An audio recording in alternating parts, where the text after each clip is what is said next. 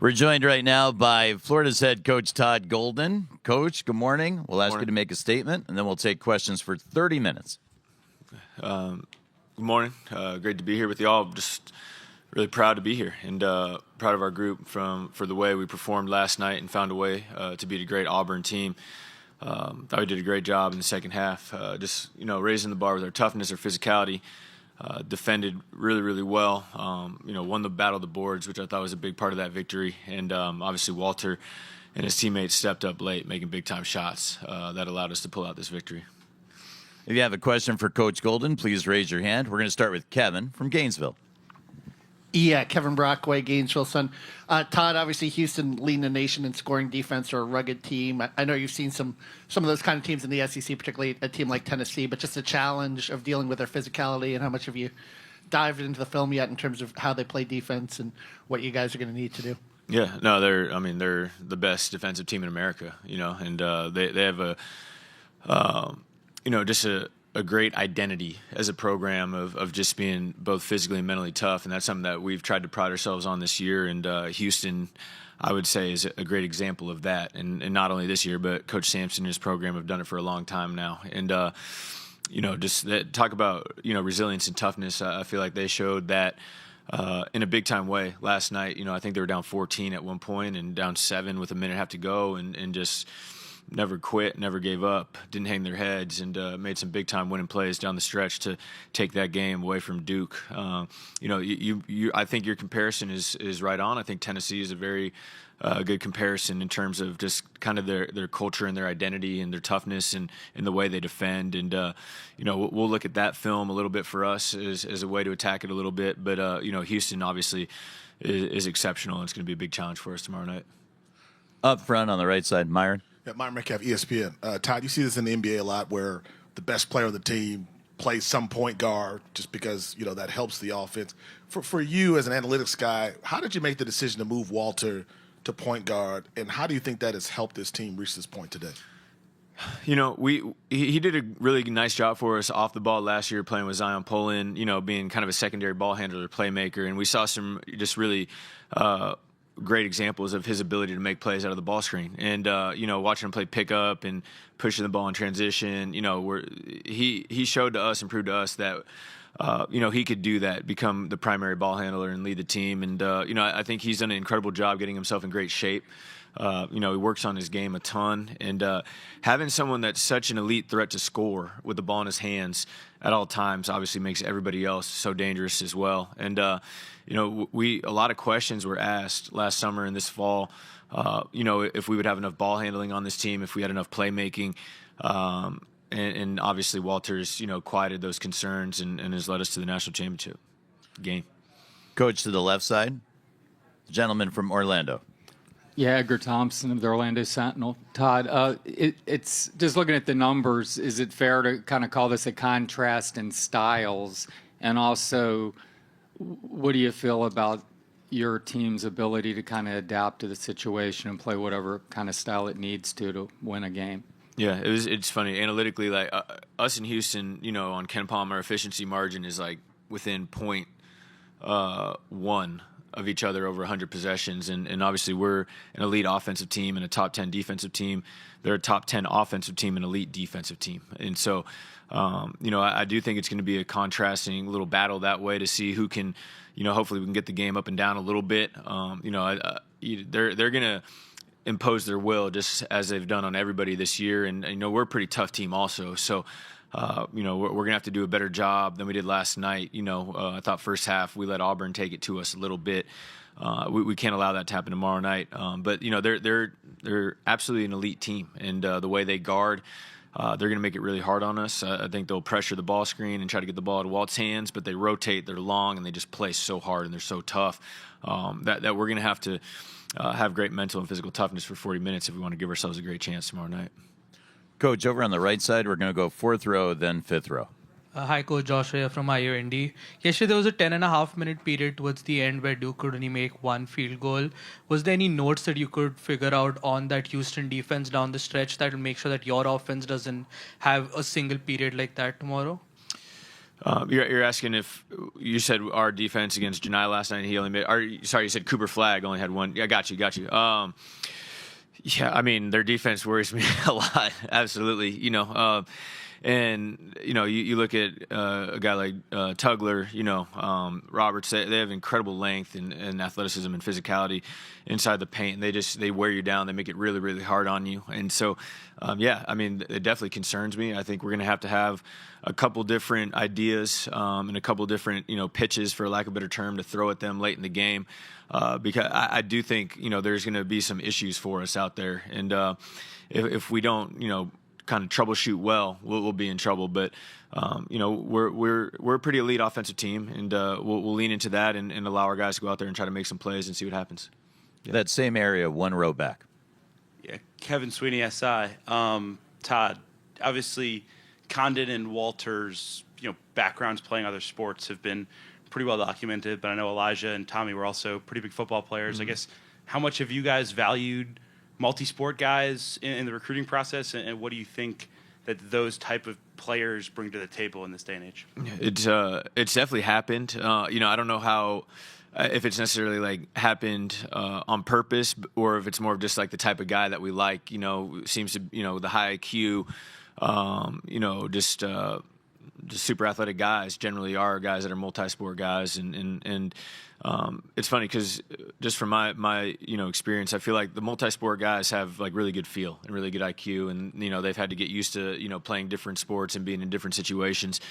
And I think it's definitely helped our team a lot. These guys, their knowledge and their ability, to, just use some of those experiences in toughness. Like our guy, we have a couple guys that play football, like you said, Tommy, Walt, Elijah. Like they're pretty tough also, and they're not afraid to take hits. And I think that's kind of a hallmark of our team. Coach, we'll take a couple on the left side. Raise your hand, please. Matt Roy, News 4 Fox SA here in San Antonio. There's a lot of contrasts between your guys' team, but there's also some similarities when it comes to resilience. I think of your UConn game, of your Texas Tech game, them last night, in terms of having to kind of be put away and be killed a couple of times in order for them not to come back. What does that say about your guys' team? And conversely, what does that say about how Coach Sampson coaches the Houston Cougars? Yeah, I think for me, it's really just about the players, like the guys that we have in our program. Coach Sampson, I love the way he talks about his team and the way he talks about his staff. He talks I saw something that he doesn't take phone calls when he needs spots on his staff. He just promotes from within, and you can tell by the way they recruit. They're definitely not worried about rankings. They're worried about finding tough-minded young men that are willing to put the Houston program above themselves, and that's what we've tried to do at Florida as well. And after 3 years, as I said last night, I think we have a great group of those young men in our program that are resilient, that are tough, and that are unselfish. And being compared to Houston's program in terms of resilience is a huge compliment, for us. And it's what we continue to strive to build, here in Gainesville. Same area of the room. Isaac Bourne, Mid-Major Madness. Last night you started 3 of your 5 guys. Three of those guys started at other schools. So at Florida, how do you get those guys to buy in, especially with Elijah? This is only his first season in Florida. How do you get them to buy into the culture so quickly to where they look like they've gelled so easily? It's part of the recruiting process. We talk a lot about it. We try to make sure we cross, our T's and dot our I's before they even get to campus, because we don't want to have those issues or run into any problems that way. And so to become a part of our program over these last couple of years, like you had to buy into what our vision. You had to buy into, putting the program above yourself. And actually 4 of our starters are transfers, and Micah is another one that plays where it's coming off the bench, and they're all guys that we brought in. We said, this is how we want to do it. We think you guys can be a huge part of this and really perfect in terms of fitting in with what we want to do. But you have to be unselfish and buy into it, and they all have. From the start, from the moment they've gotten to campus, they've allowed us to coach them hard, and that our team talent is elite. And that's why we're still alive. Coach, we'll go to the center of the room, second row. Nick Mantis, San Antonio, KSAT 12 San Antonio. Coach, when you think you've kind of touched on it there, the toughness and the athleticism of your team, but when you think about playing in the state of Texas against a Houston team, and you were hearing how crazy it was last night, especially with an emotional win like that, how do you help your team stay mentally focused especially when it feels like it's going to be a home game for Houston? Yeah, we can draw a little experience from the SEC tournament championship game. I think we're obviously playing Tennessee in Nashville. I probably took for granted what that environment would be like, and we walked in there and it was 80% Tennessee fans, and I was like, man, we got a road game here to try to win an SEC title. I anticipated being somewhat like that tomorrow as well, and it's just part of what you have to get through to win a national championship. Houston is an amazing team, and they deserve this opportunity. Obviously, they're going to have some great momentum, and they should have a lot of people here tomorrow night. And for us, it allows us to add another chip on our shoulder and try to prove that we belong and that we can win in another hostile environment. But it'll be a bigger challenge because of that. But it's nothing that we haven't seen before this year, and we've been able to fight through it. So I'm hopeful we will as well tomorrow night. Coach, our next question is in the back of the room on the left. Nick Levine, Guardian. Coach, when teams put 2 on the ball against Clayton with the ball screen, which probably Houston, I'm sure you're expecting them to do, what are some things you can do to help him still get quality shots? The key is going to be the other guys stepping up, making enough plays to where they don't feel comfortable doubling them every time, And the great thing for us is our bigs are great decision makers and playmakers in the middle of the floor. You saw it last night with Tommy for a lot of the second half when Auburn was trying to put 2. We could just throw him the ball, and now he's playing 4-on-3, and he's a great decision maker, and we'll live with the results of that.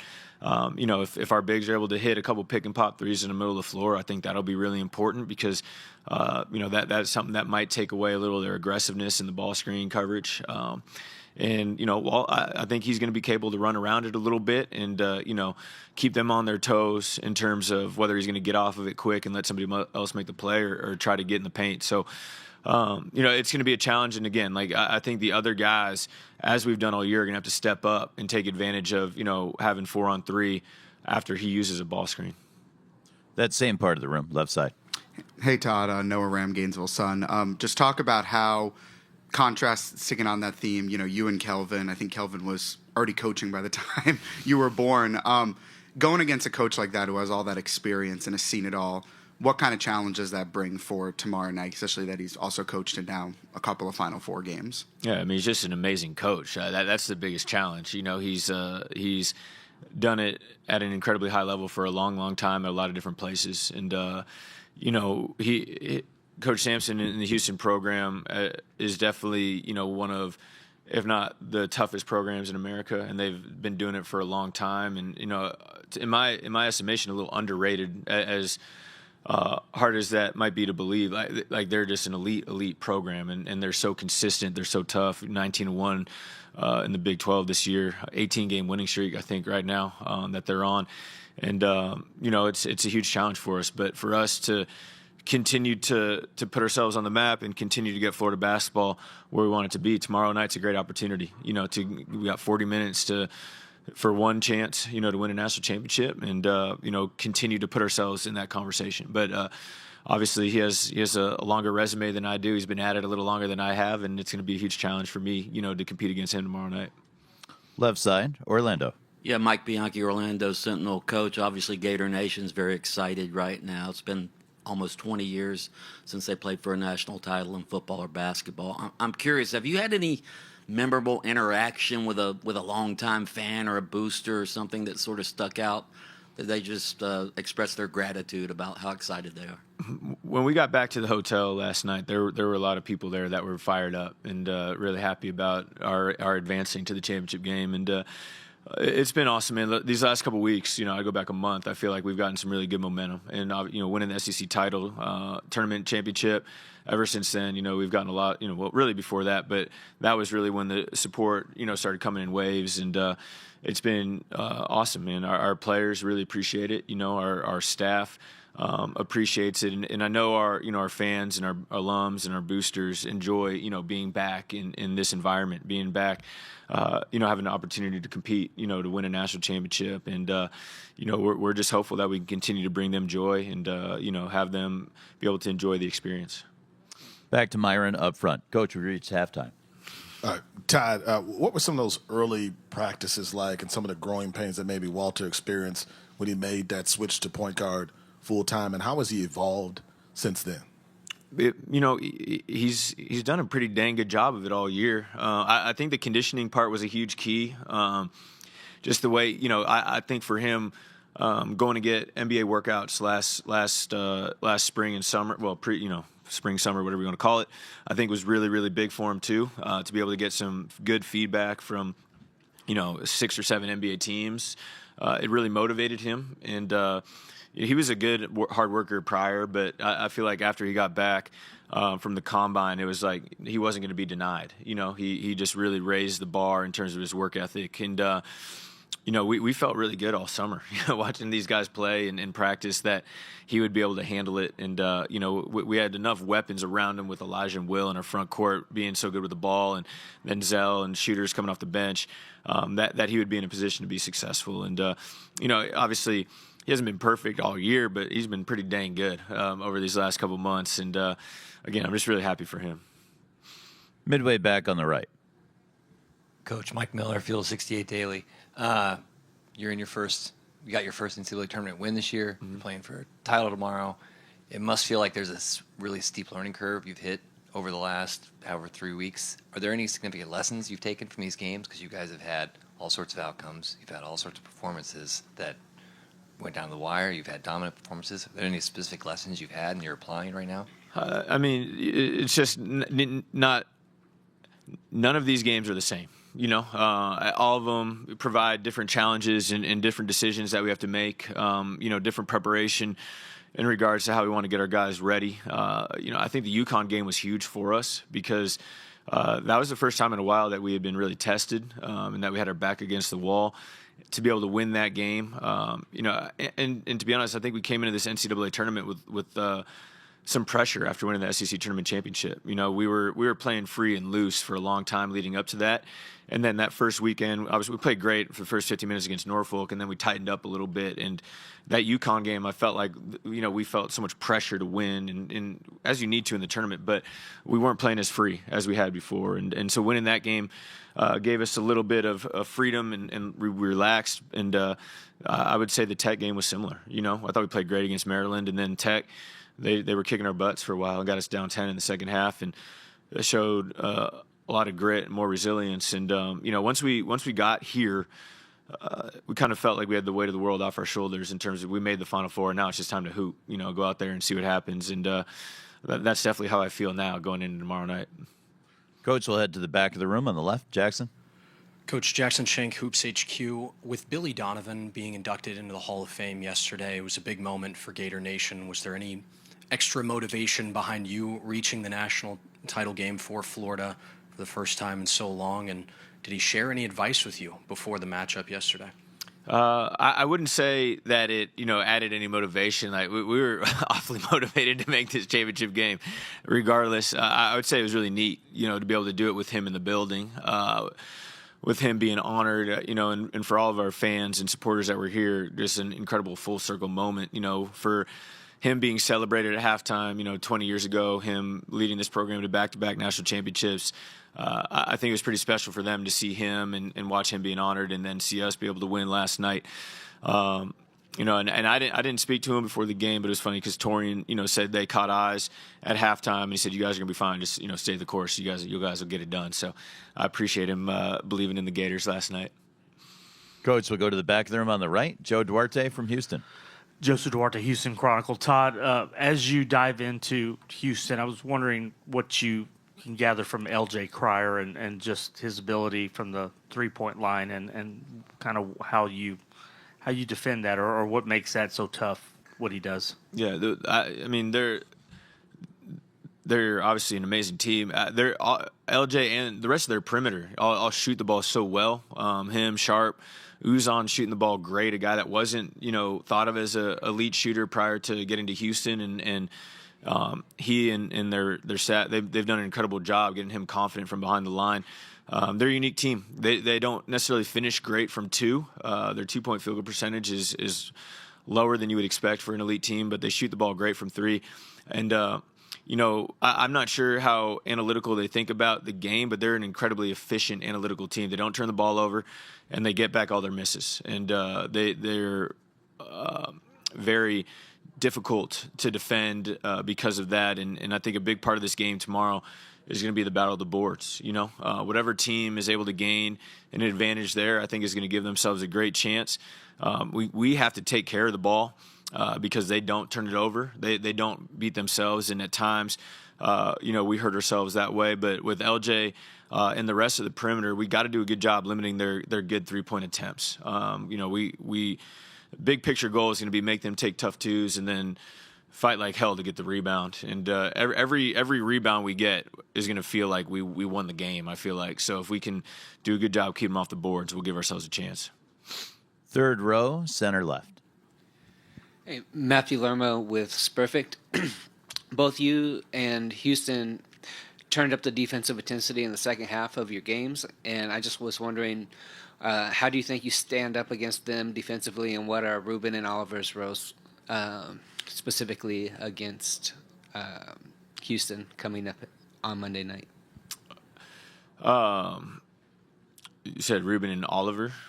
Who's Oliver? Give him the microphone back. The really tall guy? Yeah, he's not playing this year. Okay. Yeah, but anyways, sorry, the question was about guarding their bigs. Ruben? Yeah, I mean, just obviously, per usual, I thought our front court was super important for our victory yesterday. Janai had a great first half, but I thought we made him work really hard to have that first half. And in the second half, I just thought our depth played out pretty well. Having Micah, Tommy, Ruben, and Kondo being able to run bodies at their front court was effective, and they did a great job guarding them one-on-one in the second half, and we're going to have to do the same thing tomorrow night. On the left side toward the back. Fransbury, Gator Bait. Todd, have you had the chance for it to sink in yet that here you were not all that long ago, a walk-on at St. Mary's, and a short time later, you're coaching for a national championship. Have you had a chance for that to sink in at all? Yeah, I mean, it's definitely, it's been an awesome journey, man. I've been super fortunate, and I talk about it a lot. I played for a great coach, great coaches at St. Mary's, and Randy Bennett and Kyle Smith, and I feel like those guys gave me my backbone as a basketball player and as a basketball coach, and Coach Kyle Smith and I laugh about it all the time. He talks about if you're able to make it through the St. Mary's program, you kind of get a badge of honor because it's you got to be pretty tough to make it there. And I was there for 5 years with those guys, and the first couple was a walk-on, and earn your stripes that way. But I do think that gave me a great base and foundation. And then obviously working with Bruce, gave me some other great experience. But I've been fortunate to be around great coaches, and I feel like I've learned a lot from those guys, and try to impart some of the wisdom that I learned from them to my players and my staff, and along with those different things, just being myself. And probably happened a little faster than some people thought it might, but we're here now, and we're 40 minutes away from being national champs. We got to beat an incredibly difficult team on Monday night, but we're in the arena, and at this point, that's all I could ask for. Go back to Edgar. Todd, personally, do you relish going up against guys with so many years of experience? I mean, a lot's been made of your youth. I mean, it was shaping up to be the two youngest coaches going against each other, and now it's you and Kelvin Sampson. Do you relish those opportunities to go against super established Hall of Fame caliber guys? I mean, it's an honor to be able to do it. I'm just happy we're still playing. I don't really necessarily. I mean, obviously we respect everyone that we're playing against. We don't fear people. We respect them, and that goes for the coaches as well. All these guys that we're competing against at this point are either Hall of Fame coaches or potentially on their way to being Hall of Fame coaches, or really really successful head coaches, and the fact that we've been able to compete and stay alive, through 5 games in the tournament, I'm incredibly proud of that. And, this is a great opportunity again for us tomorrow night. Coach Sampson's a Hall of Fame head coach. If we're able to beat them, it'll be a great honor. And, just having the opportunity is something that I don't take for granted. Up front on the left, Aaron. Todd, Aaron Beard with the Associated Press. In recent years, the NCAA has kicked around the idea of a joint Final Four with the men's and women's in the same city. A kind of a big extravaganza of basketball, basically. Now as someone that's experienced, the men's side's biggest stage, I'm curious what your thoughts would be of something like that if it ever came to fruition. I think it could be awesome. I don't have a great answer or understanding of what the logistics of that would look like. I think it might be a little difficult to be able to do that. But, the women's Final Four has been incredibly exciting. I think it'd be pretty neat to be able to bring, the fan bases of both the men's and the women's side together and have an experience like that. There's never too much great basketball that you could have going on, at the same place at the same time, especially, in the collegiate ranks. Up front on the right, back to Myron. Todd, your team has had a bunch of explosive runs, throughout the season, throughout the NCAA tournament. What role do your rim running bigs have in your ability to do that? I'm glad you asked that because it's an incredibly valuable part of what we do. And, we talk about the backcourt a lot, but the just how hard our front court plays, and you talk about the rim running, that's that constant rim pressure that I think wears, bigs down and wears other defenses down. And we occasionally will steal 4 to 6 points a game, just being able to throw ahead and let them finish the basketball. But again, it's a 40-minute game, and our depth, our ability to run guys at our opponents, and just that constant pressure that we put on the rim that makes defenses account, for those bodies, I think is really, really important to the way we play offensively for sure. Left side, just to the right of the aisle. Yeah, Todd. Just wanted to ask again about LJ and just playing for a guy like Scott Drew his first few years at Baylor. How much do you think that helped? Obviously, a championship-winning coach as well. Just getting that experience those first few years and kind of carrying that over to Houston. Yeah, I'd compare it to Elijah. Obviously Elijah didn't win, but making it to the Final Four, playing for a great coach, Dusty May. I got to imagine LJ is similar, for Coach Sampson. I was watching Scott Drew talk about LJ on game day yesterday, and he had great things to say about him, and that he had wished he was still in a Baylor jersey. So that's a pretty big compliment to receive from a coach. But he's an incredible offensive player, and we got to do a really good job on him early and often to give ourselves a great chance tomorrow night. And his experience, I'm sure, is helping them along their journey as well. Coach, 3 minutes left. Let's go to the second row. Nick Mantis, KSAT San Antonio. Coach, you mentioned how this is going to be a battle of the boards and how important rim running bigs are going to be. Is there anything you do in practice that gets your bigs in that mentality? I know it's a famous story that Tom Izzo brought out, football pads. There you go, right. What is it that you do in order to work with your bigs in order to make sure they're ready for the physicality of a game like this against Houston? Yeah, football pads for tomorrow wouldn't be a bad idea, getting ready. We're pretty consistent with that work and the way we watch film. Like, there's a lot of accountability with our rebounding in the way we break down film and show not just our bigs, but our perimeter as well. I think that's going to be really important, our guard rebounding tomorrow night. Just the bar and the way our guys understand, like, if they're not physical and if they don't rebound, there's a couple guys behind them or that are on the bench at that given time that are going to be willing to do it. And so just that kind of constant raising the bar for yourself and your teammate. But we talk about rebounding a lot. We focus on it a lot. And that message will definitely be sent, a lot leading up to this game tomorrow night. On the right side, right of the aisle. Coach, I have 2 quick questions. Luke Taylor, Full Court Network. First question is, how is your staff kind of balanced, still competing in the NCAA tournament, and then the adapting kind of college landscape? And also, what is the song that best describes you? I don't know if I have a great answer for you on the second one, but the first one, we're all in on this team, man. We're just all in on this team. We're obviously keeping track of the portal and what's going on, but we're not out there actively recruiting guys. We'll we'll wait for Tuesday on that. We have a lot of guys in our program that have the ability to come back, and we're going to focus on making sure we get those guys back in our program. And if we miss on some guys because we're still playing, in the championship game, then we'll miss on those guys. But my staff's done a great job of staying focused. I have 2 guys on my staff that have already, accepted head coaching positions at other institutions, and they're grinding to make sure we have every opportunity possible to win this game tomorrow. My staff's been amazing all year that way, and we got 48 more, 24, 36 more hours to do it before those guys can move on and lead their programs. But they've done a great job balancing it. And like I said, we'll attack our roster, as soon as this run's over. And I'll have to get back to you on the song. I don't have a good answer for you on that right now.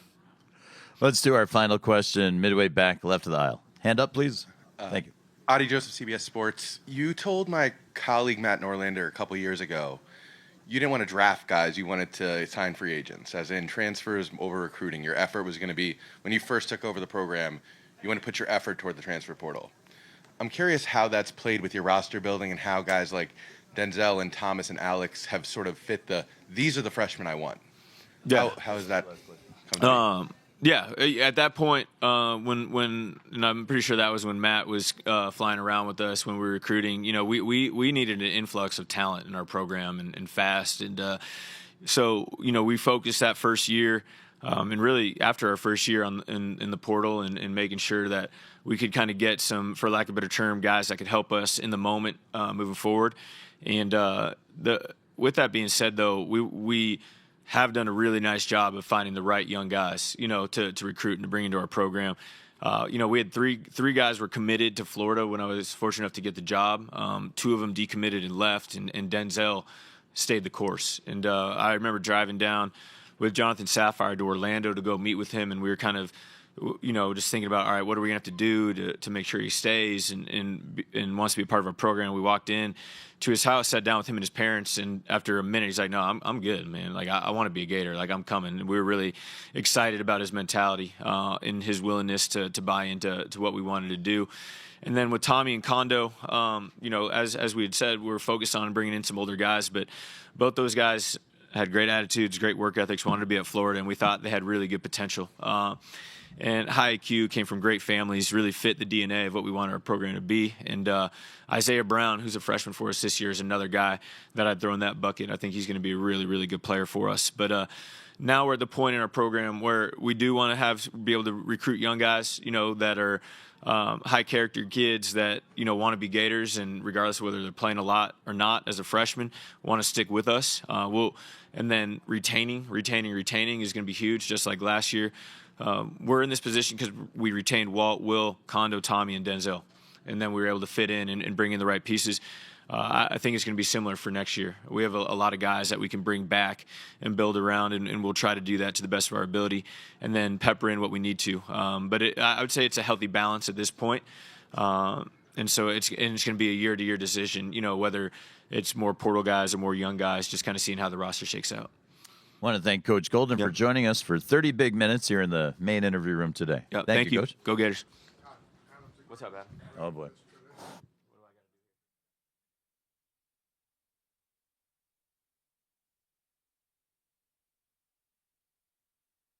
I'll throw it back to you. Easy enough. One more. 2. That was a boner. There you go. We do the third one. Hakeem Olajuwon's in the next game. Right. That's enough cardio for one day. Elijah Martin and Walter Clayton Jr. join us on the dais next.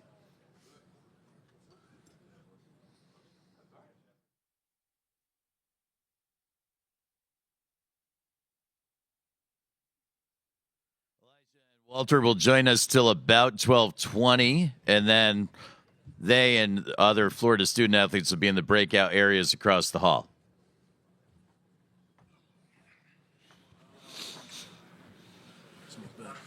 Good afternoon, fellas. We're looking for the first question for Walter or Elijah. If you have a question, raise your hand. We'll send the microphone right over to Myron to get things started. Myron Metcalf, ESPN. Walter, what were those conversations first like with Todd when he was talking to you about moving to point guard full time, and how comfortable were you with that move? He just told me that he was gonna put some trust in me, to have the ball in my hands a little more. Obviously with ZP leaving this past year, and I played point guard in my life before. I've had the ball in my hands, so it was smooth. I was confident, and these guys around me, they helped me be confident in that move also. Next question, one row back.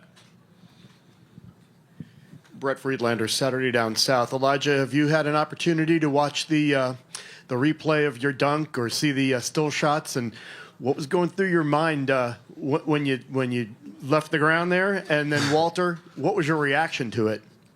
Yeah, I just seen the replays. I'm getting tagged all across the blogs and stuff like that. So, what was going through my mind was just get 2 points. Honestly, when I seen him, he was kind of late. Then I had a chance to punch it, and I did it. Honestly, so. I've been waiting for him to dunk on somebody all year, so I'm kind of like in the back of everything. I'm like, ooh, yeah, but it looked a lot better in real life, man, in real time. But I don't think the video doing no justice. Up front in the center. Graham Hall, 247 Sports. Much has been made of the assistant coaches that you guys have, but Elijah, I want to ask specifically, how much do you think Victor Lopez has not just helped keep you guys fresh throughout the NCAA tournament, but improve you physically, just given how much of a veteran you are in the college game? Yeah, man, Vic's great at what he do. We enjoy the weight room. We have an unbelievable time in there. It's not torture or anything. It's fun. So, in the way we do it, we get better at it, whatever we do. So, all the way in the back on the left, John, raise your hand. John Clay, Herald leader in Lexington. For both you guys, how do you feel like Coach Golden's analytical approach, heavy on analytics, has made you a better player? Walter first, please, then Elijah. It just kind of gives like a different viewpoint, of the game, of what's a good shot, what's a bad shot, what percentage of the shots are we getting back. So it kind of gave me a different viewpoint, coming here, and definitely enjoy, learning that side of the game. Yeah, like Walter said, honestly, it's a different perspective of basketball, honestly, and it's just a credit to him and how smart he is and how good he do his job. To the right of the aisle. This is for Elijah, no Ram Gainesville son. When Coach was out here, was talking, kind of comparing LJ Cryer to you, playing for, great coach, transferring over, having postseason experience. Just talk about how him being in, as a freshman, winning a national title, and then coming to Houston, what difficulties that could provide, knowing that he's kind of seen it all. Honestly, I don't know. I look at the game as basketball. I look at everybody else as, as regular humans. No discredit to him, but I'm just excited for Monday, honestly. So we'll see what that brings. Fellas, Chris Harry's trying to hide from us all the way in the back and on the right, but we found him. Chris Harry, FloridaGators.com. Walt, what do you recall about Kevin Hovde's visit to see you in Lake Wales, or was it, I think, at Bartow High, and then you all going to a restaurant, him putting you through or showing you the videos of Jalen Brunson and the Billy D stuff that he talked about? Yeah, man, I had Coach Hub out there with me during Bartow. It's like the condition is called plyo, so he's seen a little bit of that. And then we went out and got some food after. He was just showing me a lot of film on what the Knicks run for Brunson, kind of some things he wanted to do with our offense this year, stuff like that. So definitely enjoyed when he came down and visited. All the way in the back, left side. Matt Roy, News 4 Fox SA here in San Antonio. Guys, the resilience has kind of been the definition of both of your guys' teams, between you guys, UConn and Texas Tech last night, and the Cougars obviously doing what they did. Why is your team so resilient and kind of the unwillingness to lose? Walter, you can take that first. I've been saying it for a while now, just the togetherness of our team, the love we all got for each other. It allows us, not break apart during adversity. So, man, we just stay together in those moments. Obviously, I can't speak for Houston team and what they got going in the locker room, but they seem like a very together team also, so it should be a good 40-minute fight. Elijah. I agree. Good answer. Next question is midway up the aisle to the left. We'll take that one in the back. Go ahead. Adi, just CBS Sports. What was it that Todd and his trip to Coach Golden and his trip to New York to recruit you swung you from staying with this is for Walter, swung you from staying with Coach Pitino to go into Florida as Coach Pitino went to St. John's? Like, what was it that won you over in that trip? Just their willingness. I think that kind of showed how bad they wanted me. That was one of the things, and I think it was very smart of them also. Me and my high school coach talked about it after how they kind of got up there right after to see me as soon as I basically left St. John's. It was only a couple hours. They got up there, got to dinner. So, yeah, man, I kind of just was able to spend like 3 hours, reflecting on Florida visit, reflecting on St. John's visit, thinking about some things, thinking about some family stuff also. Then they came up, and I ended up committing that night. Our final question for Walter and Elijah will come on the left side. Orlando. Yeah, Mike Bianchi, Orlando Sentinel, Walt or Elijah. When you guys win these big games and you see the fans just embracing you guys and how much it means to them, what goes through your mind when you see that? It's been a long time since the Gators have played for a national title in basketball or football. Walter first, please. I'm just thankful, man. Obviously, Florida basketball has a great history. I grew up watching it. Obviously, we got T. Green on the staff to tell us about the experiences. So, just a great feeling, to go out there and win games and have Gator Nation supporting us. Elijah, do you agree? Yeah, I do. You can elaborate. Yeah, that's what it's about. That's what it's about. Just embracing the fans and they're embracing us. That's what we put the work in for. When we put that jersey on, it just means more. We want to thank Walter and Elijah for joining us here in the main interview room. They're going to head across the hallway with some of their other teammates into the breakout areas. Hope you guys enjoy questions.